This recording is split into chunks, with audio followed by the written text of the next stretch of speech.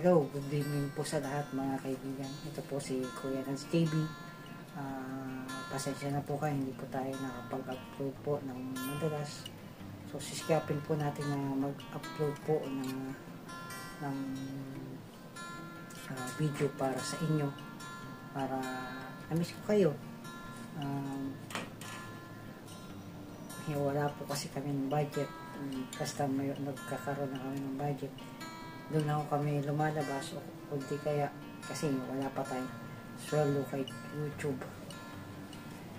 So almost 4,000 pero wala pa rin. Binubuno pa ko natin yung $100 ads natin. So malito ang views, din naman o kaila sa inyo. So without further ado, ito po yung video natin ngayon. Magko-comment, video reaction lang po tayo. Madalas po una po itong gagawin. Kasi po pagka ganyang wala po tayong gala o wala po tayong travel, dito lang po tayo sa bahay.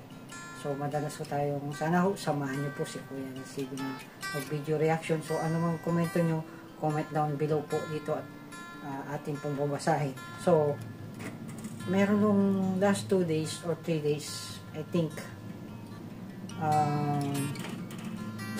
may nag-viral video.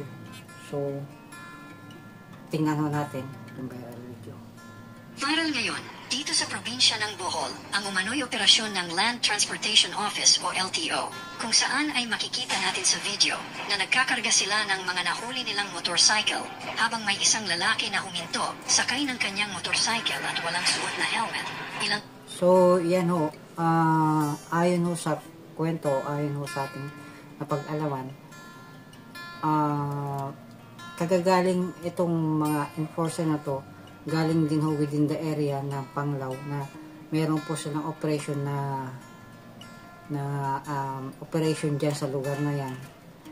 At tingnan natin kung anong gagawin ng matanda. Kasi palapit na sa kanila. Minuto ay lumapit ang lalaki sa mga enforcers at may sinasabi sa kanila. Ilang minuto ay bumalik ang lalaki sa kanyang motor. Pero sinundan ito ng mga enforcers at maya-maya ay binunot ng isang enforcer ang kutsilyo na nasa likod ng lalaki. Ang lalaki ay kapatid umano ng Vice Mayor ng lungsod ng Panglao. Kitang-kita ho natin sa video na inanuhan kaagad ng isang LTO enforcer ang likod ng ng matanda at tingnan natin kung ano susunod na mangyari. Aminado naman ang Vice Mayor na nakainom umano ang kanyang kapatid. Nakita nyo, mayroon nung nakitang patalim sa kanya. Likod ng lalaki. Ang lalaki ay kapatid umano ng Vice Mayor ng lungsod ng Panglao.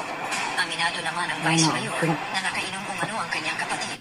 Kinapkapan na siya, may nakita kong panaksak o kutsilyo doon sa likod ng matanda. At tingnan natin kung anong susunod na mangyari. Pero hindi umano makatarungan ang ginawa ng mga enforcers.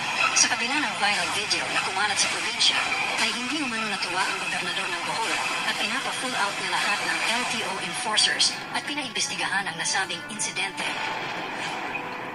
Yeah.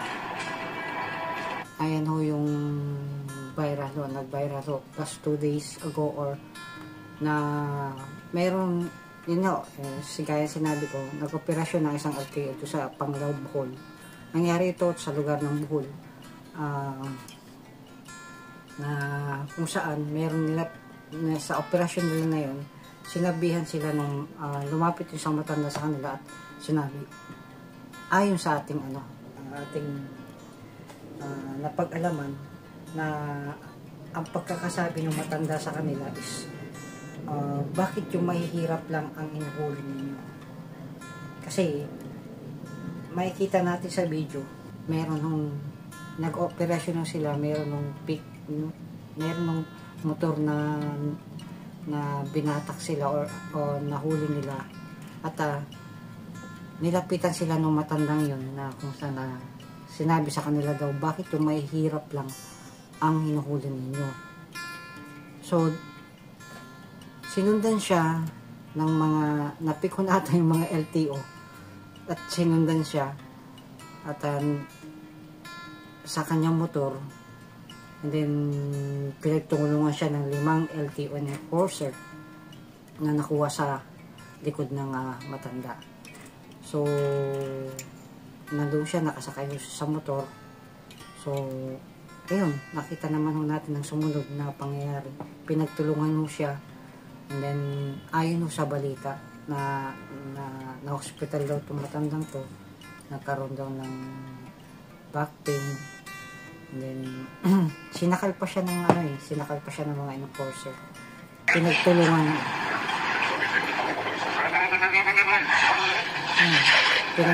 mo siya.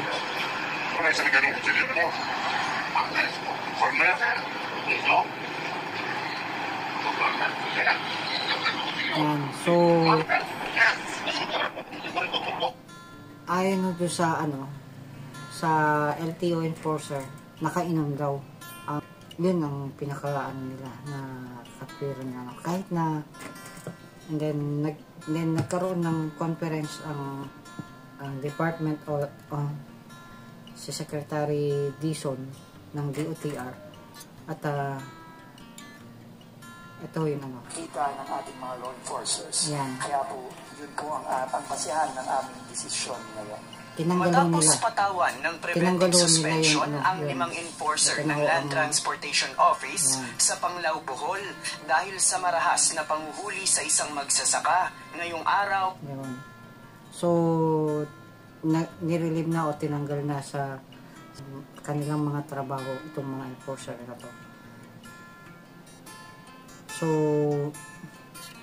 ang pinaka natin dito is yung matanda, nakakaawa naman. Kahit ganun lasing, sabihin ba natin lasing o anumang hindi na, umalis naman yung matanda doon ng payapa.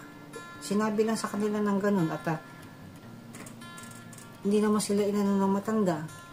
Hindi naman sila nilabasan ng kutsilyo. Hindi naman sila o anumang tanging sabi lang ng matanda. Bakit yung mga may hirap lang o motorsiklo lang ang hinuhuli ninyo? So, doon na nag-init ang mga. So, protocol ba nila to? So, na manakit kapag hindi maganda yung na sinabi sa kanila. So, totoo naman yung sinasabi ng matanda na bakit yung motor lang ang hinuhuli nyo. Kasi yun na nakikita eh. Kahit sabihin ba natin lasing siya, dapat nanahimik na lang sana itong mga enforcer at binaliwala yung matanda at pinabayaan na lang umalis sana. Pero ginawa nila ay tingnan nung sumunod na nangyari, naging kawawa yung matanda. So, i-comment down below nyo po kung ano pong masasabi nyo sa viral na to na ginawa ng mga LTO enforcer. Narelieve na po itong 5.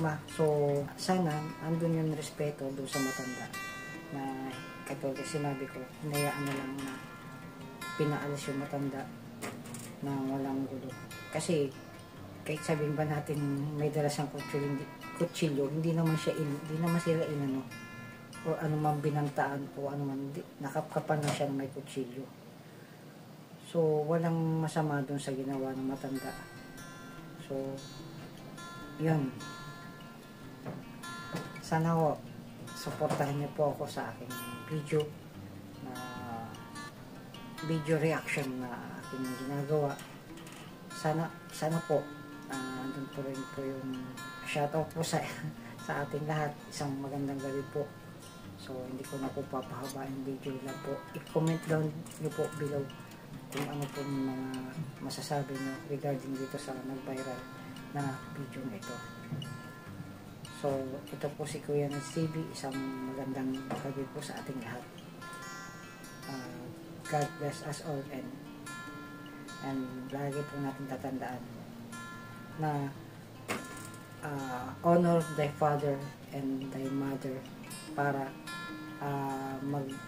maging long life tayo, sabi ko sa Biblia. So, at lagi rin natin tatandaan na God will always provide for you and for me. So, shalom. God bless po.